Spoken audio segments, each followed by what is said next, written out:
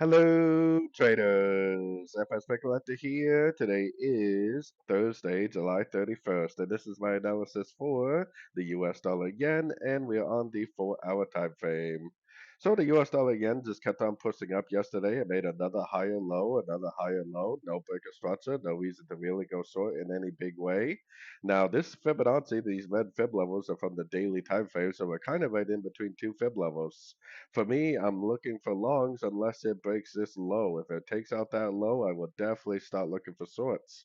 Until then, we have to kind of assume that this move down could and likely is a pullback to the last wave up.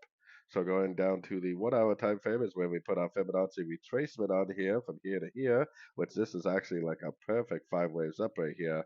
So if we are in a pullback to the last 5 waves, then it will likely take out the low of wave 4. So, it would probably be like an A, B, C down to at least a 60 or a 78%.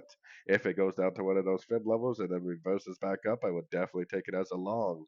If it does decide to go down and take out this low right here, then that is what would turn me into a seller and tell me that the higher time frame correction possibly is over, but only if it takes out this low. So anyways, don't forget to check out my website, fxpipcollector.com. And as always, thank you for watching and happy trading.